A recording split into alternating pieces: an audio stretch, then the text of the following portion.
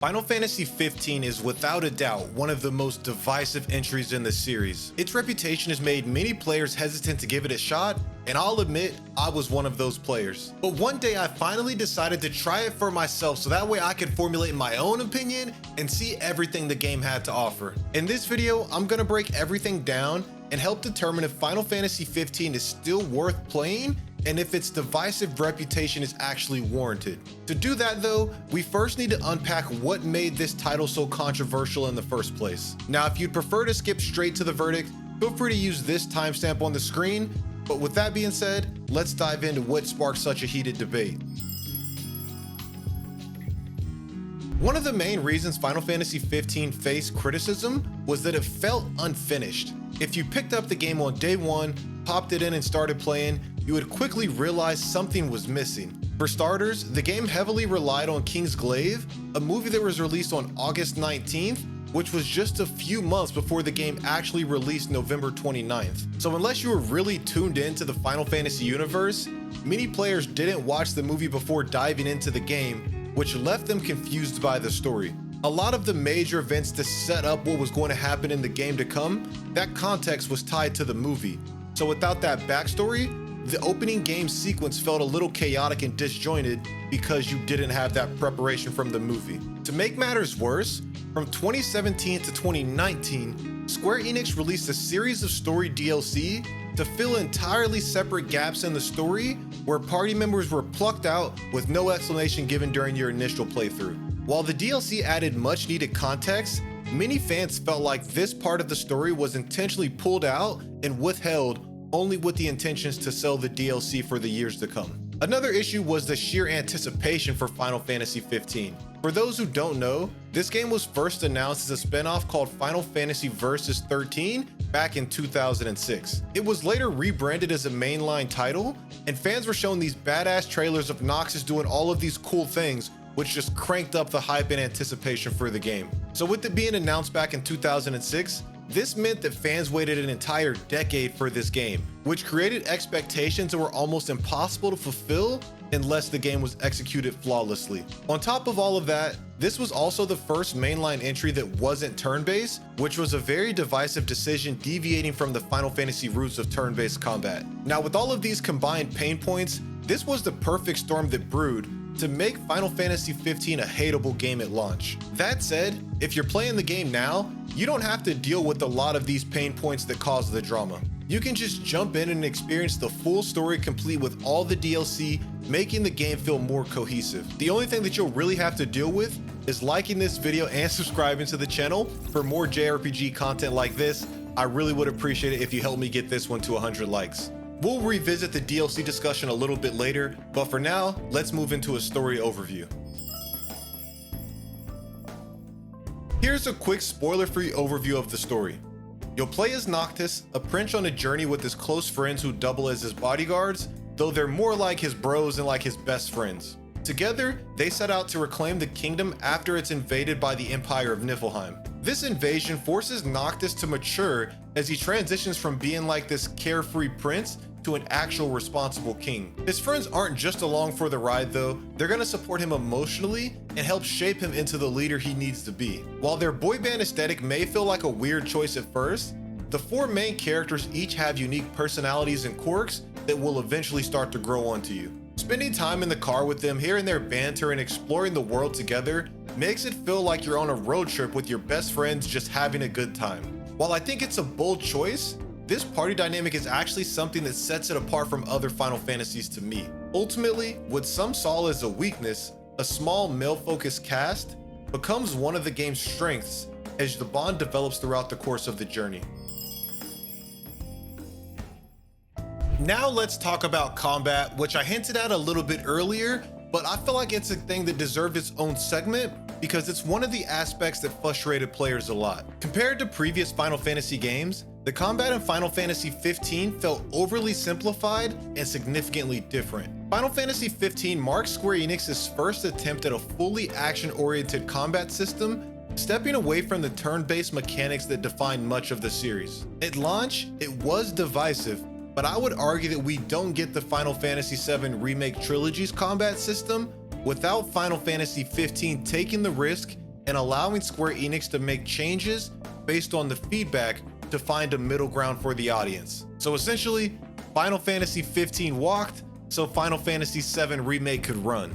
But the thing about Final Fantasy 15's combat is that depending on how much you grinded, you can honestly get through most of the content without much effort. Instead of having combos or button mashing, the game leaned heavily into like a hold one button mechanic. By simply holding the attack button or dodge, Noctis would continuously evade or attack. While this makes the game more accessible to those not familiar with action-oriented combat, I feel like it primarily contributes to the oversimplified feel of the combat system. I know there was a lot of thought put into making the transition from turn-based to action-based as smooth as possible for the audience, but with Final Fantasy 15, they sort of overdid it.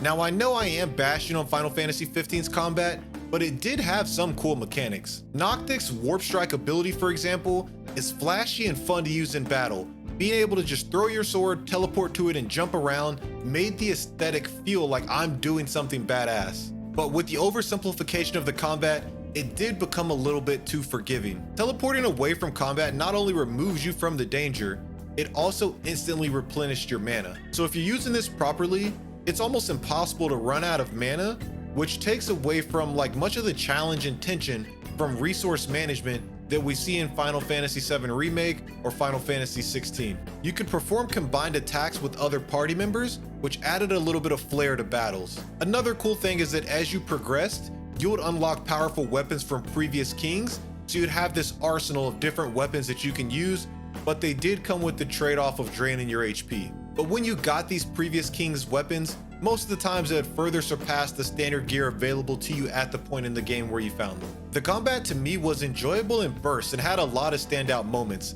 like just the overall aesthetic of throwing your sword, being able to teleport through it, or being able to have all of these flashy weapons pop up and you can choose between them to change and alter your playstyle was a very fun experience. But for some long-time Final Fantasy fans, they felt like something was missing with the oversimplification of it. For newcomers though, these systems might serve as a good introduction to the series so you can see the evolving approach of combat when it comes from Final Fantasy 15 into 16 into 7 Remake. Now let's talk about some of the standout features of Final Fantasy 15. I feel like where this game truly shines is going to be its cutscenes and top-notch animation quality. Every cutscene feels like it belongs in a feature film, and the character designs are both unique and perfectly suited in the Final Fantasy 15 universe to make it not feel like previous installments. The main cast has this like youthful, edgy vibe, but characters like Ignis still manage to look polished and professional, creating a balanced and cohesive aesthetic. Another standout aspect is how seamlessly the game transitions between gameplay and cutscenes. Thanks to the high quality graphics of the base game, these transitions often feel seamless, smooth, and immersive. And when talking about standout features with Final Fantasy 15, you have to mention the open world, because previous installments like Final Fantasy 13 were critiqued for being too linear. So with Final Fantasy 15 being the first mainline installment with an expansive open world, like that was a massive, huge upgrade. Being able to travel around the open world environment by chocobo or car with the night and day cycle was a stark contrast to previous linear critiques on the franchise. Now I know that I had kind of critiqued the combat earlier, calling it simple.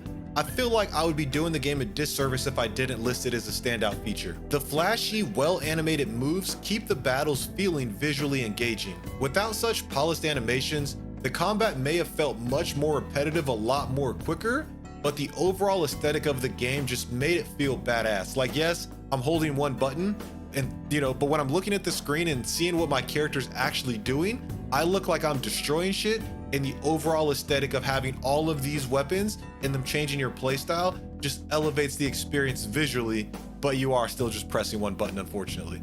And the final standout feature we're gonna get to is gonna be the pricing. Since the game has been out for a significant time now, you likely can pick up the game at a reduced price, if not free. For PlayStation Plus, you can get the Royal Edition for free, which includes all of the DLCs except for one. That makes it easier than ever to experience the full scope of what Final Fantasy 15 has to offer without being a victim of its release monetization structure. You're going to be able to get it all at once, as close to free as possible.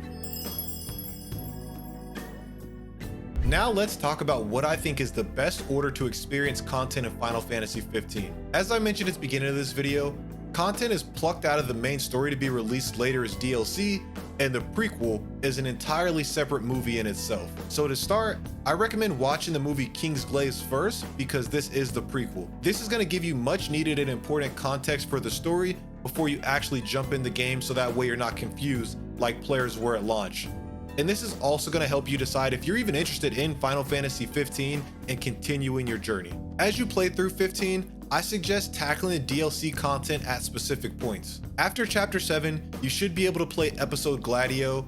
After Chapter 11, you can dive into Episode Prompto, but I would save the rest of the DLC until after you beat the game, so that way you can avoid any main story spoilers. If you have the Royal Edition, you'll need to purchase Episode Arden separately, but if you don't want to spend any extra money, you can find playthroughs on YouTube to get the same experience and insight into his story.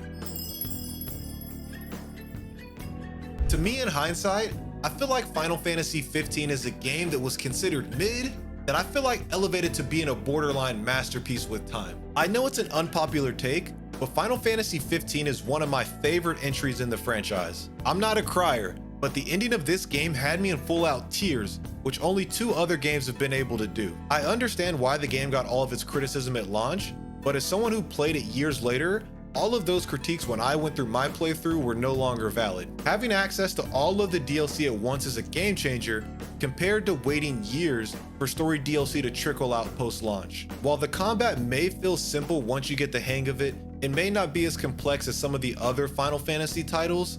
The movie quality cutscenes, the polished gameplay, and the flashy combat animations do an excellent job of keeping things engaging at all times. Couple that with an incredibly low price tag, and Final Fantasy 15 is absolutely worth trying. It's far from perfect, but it's still a memorable and enjoyable experience for what it actually does offer. If you're considering any other Final Fantasy games, be sure to check out this video right here, where I explain all of the Final Fantasies in 26 minutes. Thank you for your time, and I'll catch you in the next one.